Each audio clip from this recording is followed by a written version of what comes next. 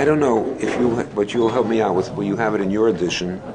If they edited it out, I have where we were up to. So you have that next in your editions? No. Huh? Okay.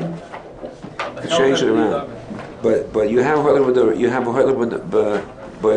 betach. That much you have.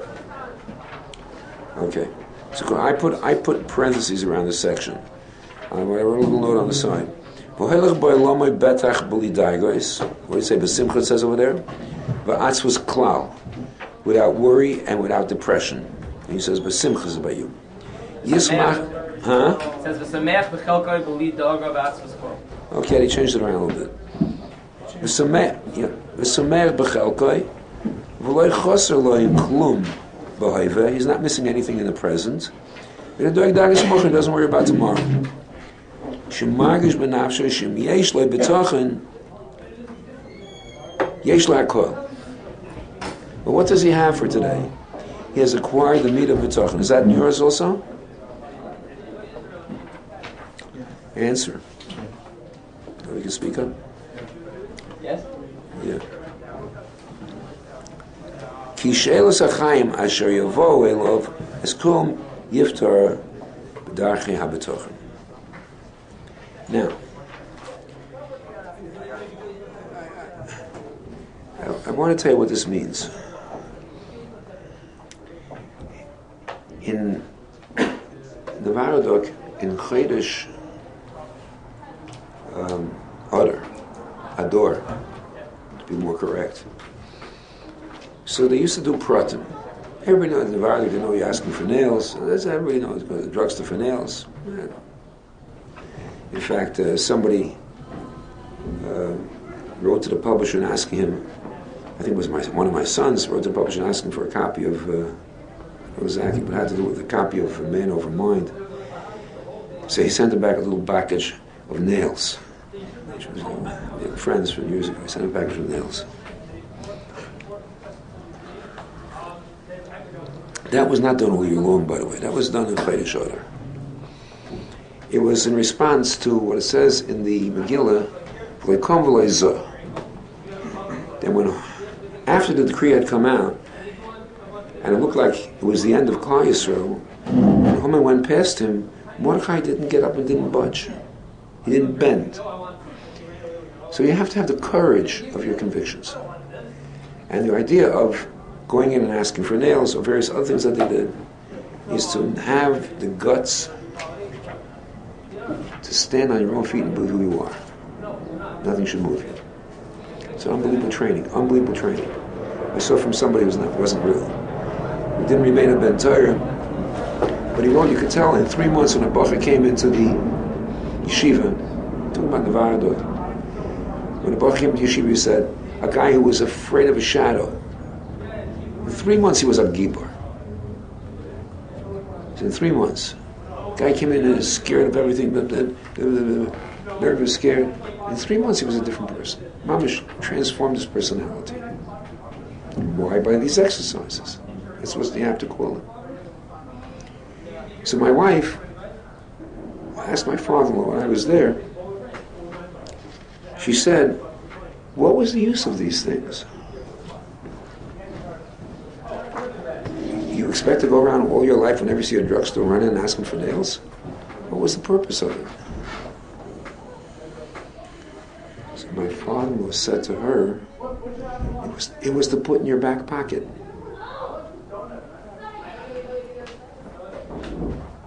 What does that mean? It was to have it there. It was to have been clean in the midah. You know, if you're carrying a 32 in your pocket, and a guy, starts with you, has a conversation with you, and you know that you have right here a little 32. It doesn't have to be too big, it doesn't have to tear you out of your pocket, not 45, a little 32. And you can pull it out. Goodbye, Charlie. You feel differently when you talk to the guy. You feel differently, He's pushing me around. He's just like, I'm quite calm. When you have something in your pocket, the guy doesn't have to know about it. But you know about it. You know about it. When you have something in your pocket, the guy doesn't have to know about it. You know about it. Let me repeat that again. When you have something in your pocket, the guy doesn't have to know about it. You know about it.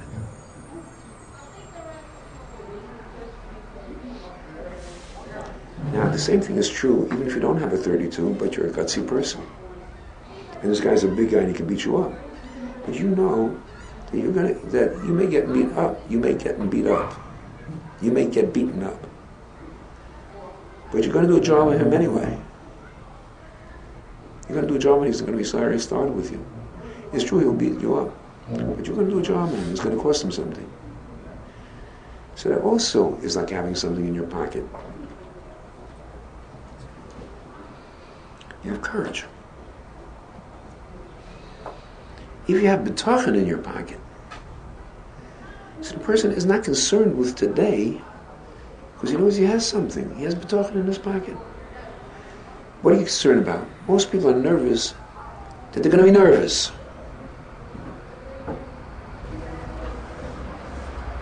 Most people are nervous they're going to be nervous.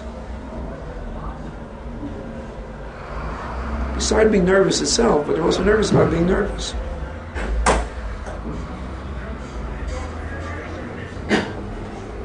If you know that you're not going to be nervous, say half the problem is gone. Maybe 3/4, maybe all of it.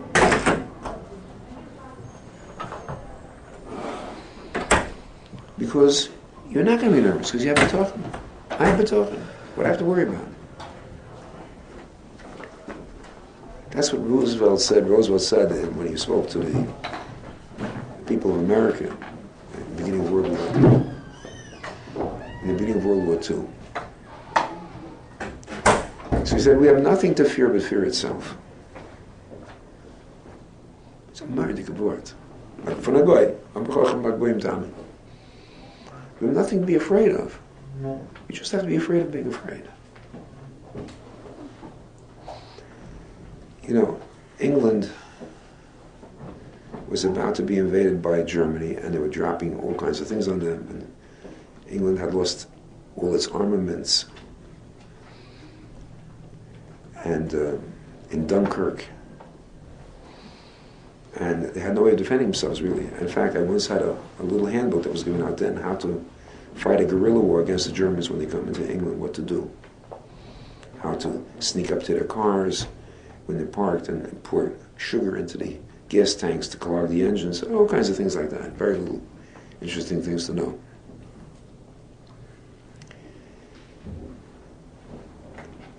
But they really knew they were in very, very big trouble. And then out of the blue, Japan on December 7th, 1941, bombed, not Germany, Japan bombed Pearl Harbor. Pearl Harbor in Hawaii. And Winston Churchill wrote that night was the first night I slept in many years.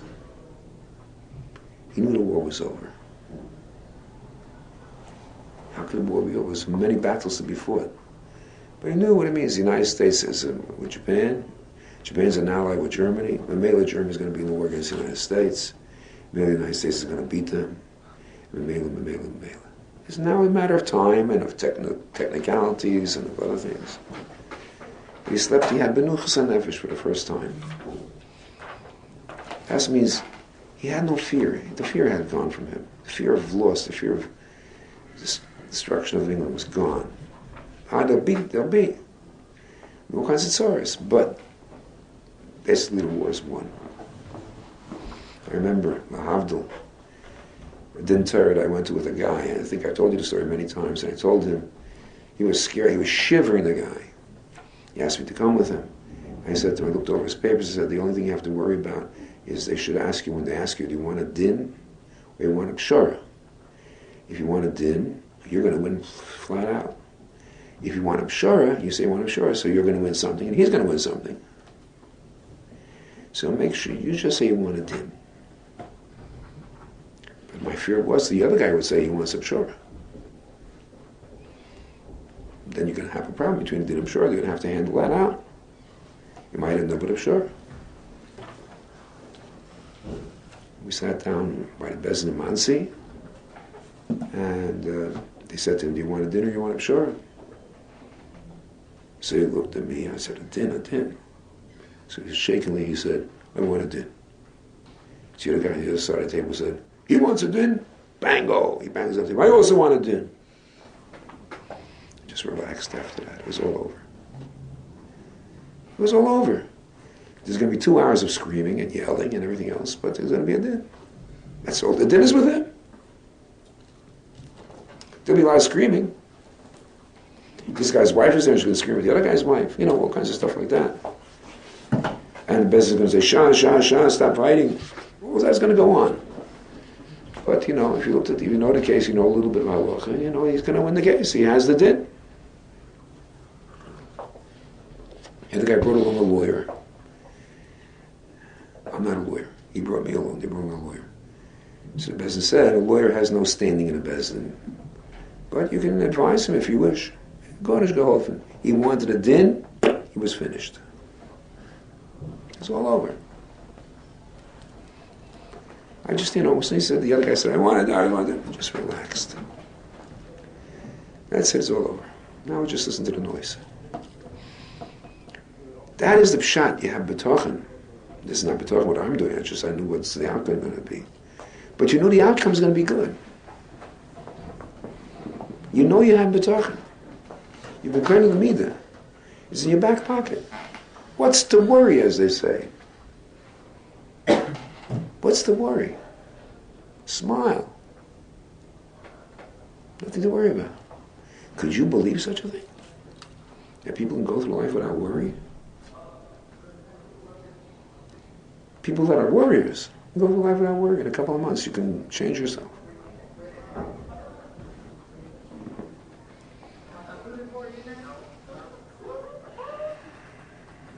There isn't a day without problems. There isn't a day that you can't worry about something. And you can be kind of meat of not worrying, but trusting the Rosh. And that's what he wants you to do, is trust him. He wants you to do that. Trust me. Rabbi Yechiel, I'm telling this to you. I'm telling it to myself. Such a pleasure to hear me talk. I say to myself, it'd be such a chizuk. That's why I'm learning this. To renew, to give another fill on gasoline of Bitachon, to fill up the tank again. Because as the Mesilas Yesharim says, you don't gain much from reading it one time. This too, you don't gain much from reading it one time. Work on it. You don't have to read it each time, but you work on it. Think about it. You're kind of it. Vashenis, and the other mile of Bitachon is sheyesh lo derech ha-Bitachon, which seems to be a repetition of the first one. That's why I put brackets around it, because the first one said, what we just read, I had brackets around it, because I think it should be moved down to the second one. Sheyesh lo derech ha-Bitachon has a derech, v'zois sheyesh lo b'chaim ha-derech shel ha-Bitachon, chashuva lo ha'adam ha-mayla. That's the gewaldige mile of having Bitachon. Ayson neged ma sheyifter loy she'osachayim shaloi. More than the fact that Bitachon helps him with his problems, having Bitachon itself is a mile. What does that mean? K'misha malas ha'gvura shel k'moshe malas ha'gvura shel ha'gibor hayochol na'aseich es kol olam. Let's say a person is able to beat anybody else in the world. He's a boxer. He's the champion boxer. He can beat anybody in the world. He's a sumo wrestler. He can knock down anybody with his belly. I love those guys.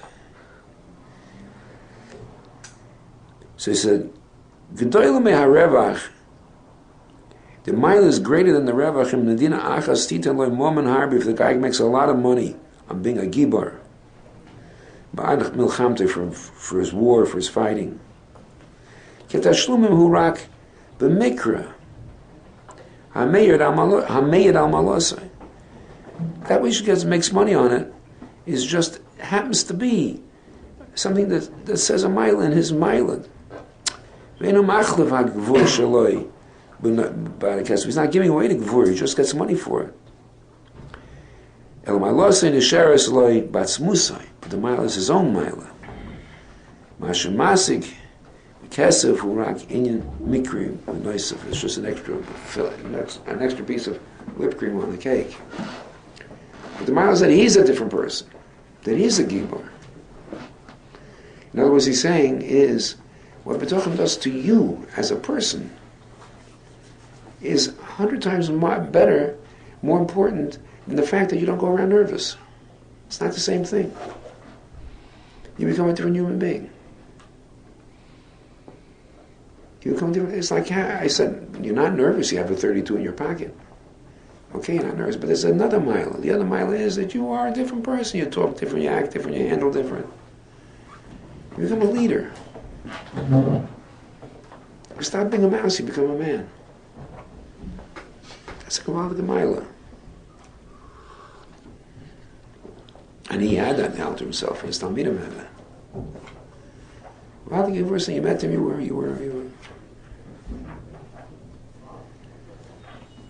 Many years ago, Rabbi Gershon Leib was in France. We were from France. He came to the Yeshiva. We had discourses about him here a number of times. I think probably before you gentlemen were born, probably.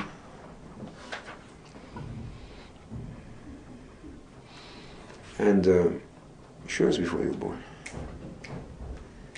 And I was invited by the Aguda. In those days, I was more active than I am today. I was invited by them to participate in the Knessia Gedola that they arranged, a worldwide Knessia of Aguda that was held in Yerushalayim in 1980. How do you like that?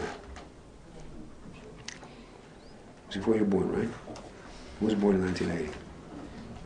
You're like young chicks right out of the shell. Just hatched.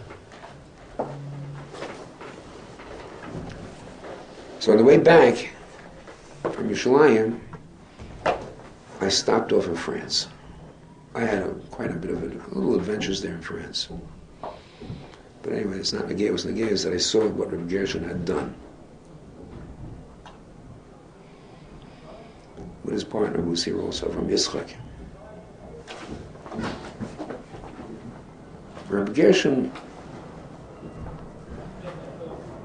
was in a concentration camp, and they took him to wait on the table where they were having good food, the Germans, as opposed to the people in the barracks.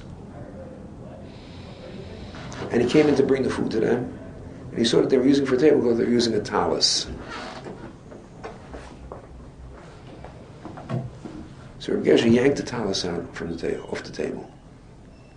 So the Germans beat him to death. They stomped him, they beat him, they smashed him. And they threw him onto a pile of bodies to be taken the next day and burned. They burned all their bodies. In the middle of the night, somebody came, and he crept up to the pile, and he found a little bit of life in Rabbi Gershon. And they pulled him off, and they carried him to a barracks, and they hid him there. And after the war, he ended up in France. And in France, he built 8 yeshivas. In a small town, he built. I have to show you sometimes what I got that time in France. From the various, a handout from the various places. I have to show it to you what Rabbi Gershon built. And Rabbi Gershon he didn't advertise it in the world. I said I didn't know about this. He came to this little yeshiva in Rockaway, and he said, oh, gewaldig, gewaldig. Then I came to him. I couldn't believe what I was looking at. How come nobody knows about this? Those who went to France, he didn't advertise it. What for? What for? He doesn't need to advertise it. He doesn't need the respect in the eyes of others in order to know who he is.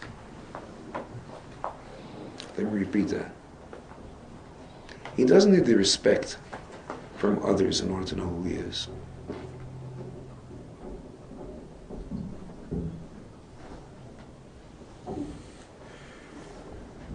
That's That's the second mile. He never advertised in the whole world. Nobody knew about it. I didn't know about it, at least in America.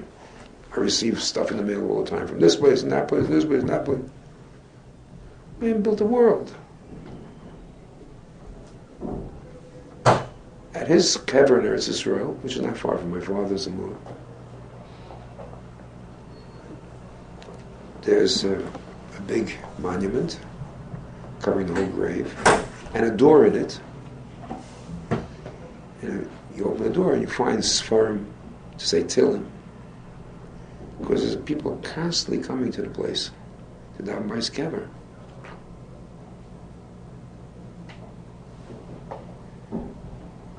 Constantly.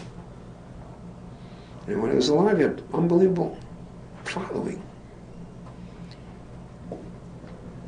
And he didn't need anybody's respect. He didn't have to become a worldwide person to believe himself who he is.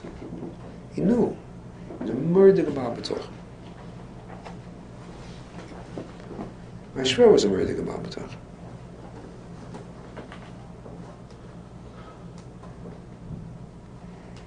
This is just like a different person. Transformation.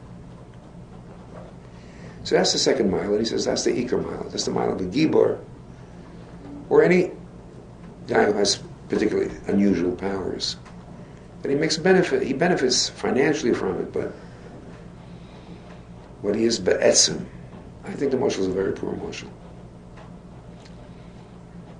I would like to think of a better moshel, but I can't think of one on the spot. The guy's a world champion, you know. Of course, it's always in competition. That's why the issue over here is he didn't pick a ball player, for instance, because he wasn't a ball player without a team.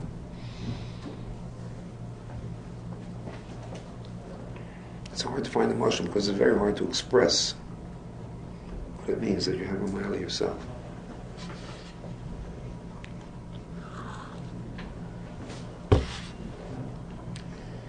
But I will tell you that when you have that mile, people meet you and they know you're special.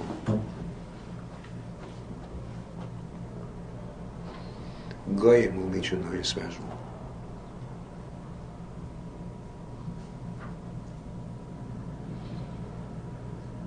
Sometimes they'll say to you, are all religious Jews like you? I don't know what you answer. That's a good question. Are all religious Jews like you? But they're very special because it shines out of you, really. I don't know what to call it. There's a substitute for it, not exactly the same thing. It's called self-confidence. That's an American word. Self-confidence. That's true. But self-confidence is really a very poor substitute for the real thing, which is confidence in HaKadosh Baruch Hu.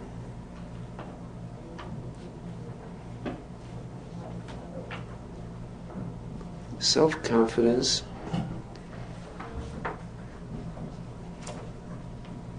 is a poor substitute for confidence in HaKadosh Baruch Hu. It has the same effect, maybe, but it's not really the same at all. And when you have confidence in HaKadosh Baruch Hu, you are an elevated, uplifted, holy person. When you have confidence in yourself, okay, fine. He doesn't have to go see a shrink. He's confident in himself. But you're not as uplifted as you are when you have confidence in HaKadosh Baruch Hu, because then you've become an oived. You're in a different category of human being altogether. You're a holy person. You don't have to grow a beard to be that.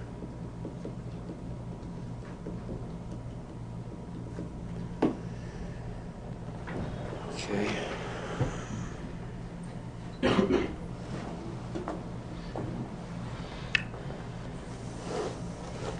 To be continued, but not tomorrow. Yeshiva isn't saying that we shouldn't have self-confidence. He's saying that we have to have that, but that's nothing compared to confidence in Hashem. Absolutely. At least you should have self-confidence. So Reb Gershon was from the Vardik, or? 100%. So, God's in the Novaradok. So it was built into him already before? He built it in. I mean, he trained it years ago in Europe. And he was a big chassid of my father-in-law.